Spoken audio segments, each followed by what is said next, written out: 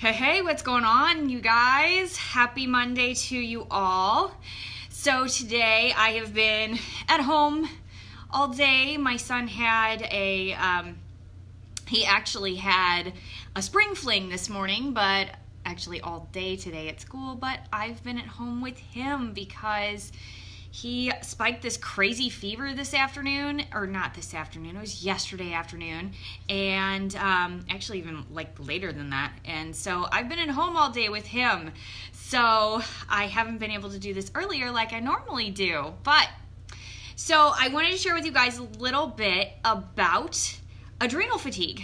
And I don't know if y'all know anything about adrenal fatigue. I know that there are a lot of things out there. There are contradictory things, like there are some doctors that believe that adrenal fatigue is not real, but then there are plenty that very much do, and because of that there are reasons documented as to why adrenal fatigue occurs and symptoms of adrenal fatigue, common symptoms of adrenal fatigue. And there's also statistics, like the statistic is that 80% of the world has dealt with or will deal with adrenal fatigue. And that's basically because we live in a world that is stressful, basically, and we do not allow our bodies enough sufficient time to recuperate from the everyday stressors and from the even worse stressors that just pop up out of nowhere on us. So what are some of the things that you could say, okay, am I possibly dealing with adrenal fatigue? Well, some of the common symptoms of adrenal fatigue would be like your allergies are worse than what they normally are, muscle tension, depression, muscle weakness, poor focus, difficulty sleeping even when you're tired, sugar cravings, salt cravings, weight gain. There's just so many different things, and it's kind of crazy because it goes kind of like hand in hand. A lot of times you'll hear adrenal fatigue with people who have thyroid issues, and that is because their body is under stress with the thyroid issue, and then it's also causing more stress on their body. So it kind of goes hand in hand together, and then they have them both, and then they're battling them both at the same time. And that can be really difficult. But so some of the common things that cause adrenal fatigue are like illnesses, and long-term financial struggles, having that strain and stress on you all the time, not getting sufficient sleep, not getting 7+ hours of sleep on a regular basis, getting less than that on a regular basis, pushing yourself really hard, like physically all the time to accomplish things, even you don't give yourself any time to rest and recuperate. Also, negative self-talk and thinking over time that can wear on you. Poor nutrition. So what you're eating, if you're eating a lot of things that your body has a difficult time digesting, that puts extra stress on the body.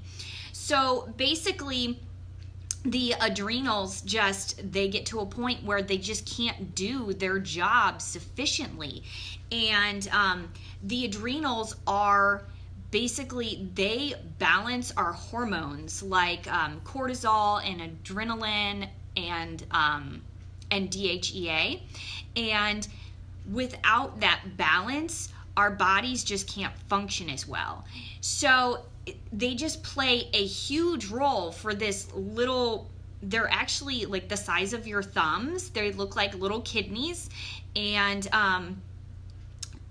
they just sit right there, and they're just, you know, they're just these little itty bitty, or it's just this little itty bitty gland that you would think it's got to be something huge that would be able to help you to help all your hormones and everything to function, but it's not. It's just this little thing, and so you really have to take care of it. You really need to give yourself time to rest and recuperate. So today in my blog that I'm going to be sharing, I'm going to share specifically like how, you know, the DHEA and the adrenaline and the cortisol all end up getting out of whack, like by things going on, like what actually happens to your body, and then you can utilize that information to better understand, okay, this is what I need to avoid happening to me, because I'm going to tell you guys right now, I deal with adrenal fatigue and it's not fun. I think at times, I think it's almost like worse than the thyroid issues, because it's put me into a place where I can barely even, I can't work out like I used to work out.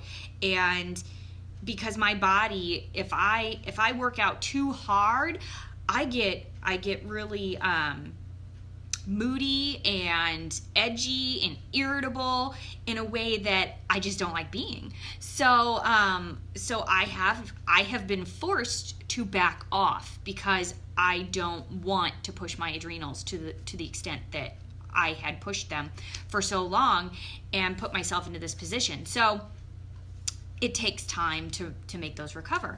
But anyway, so I'm sharing this with you guys so that you can see like the different things that you can possibly do in order to avoid adrenal fatigue in your own life, and recognize it when it first starts so that you don't put yourself into a deficit, because that's basically what happens. The adrenals get to a point where they're just like, yeah, I got nothing left for you, and it can't do what it needs to do with your cortisol and your adrenaline and your DHEA, and those are super, super important. And again, I will be sharing with you in the blog more about why those things are so important and why your body needs them to function properly.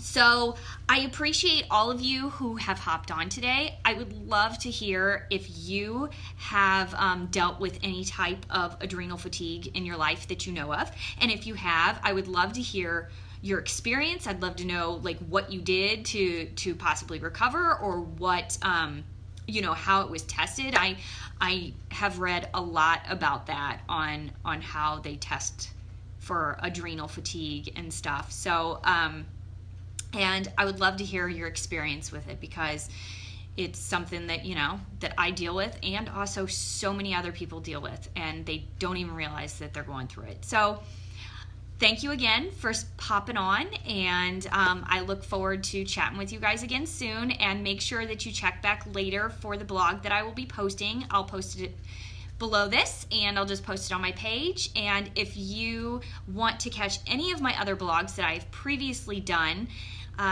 make sure to pop over to beverlyschlag.com, and there are a bunch of different blogs that I've already done on natural remedies and overcoming depression and so much more.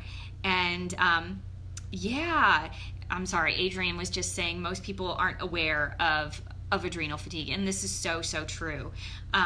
So it is really important to make yourself aware of it, because it's like digging a hole and being in sand, and then once you have adrenal fatigue, it's like continually trying to dig that hole to get out while it continues to fill back up, you know, and it's really hard. So it's important to try to avoid it, and if you can't avoid it, if you're already experiencing it, it's important to recognize it so that you can start fighting your way back out of it as quickly as possible, so that you can get all those hormones back in order again.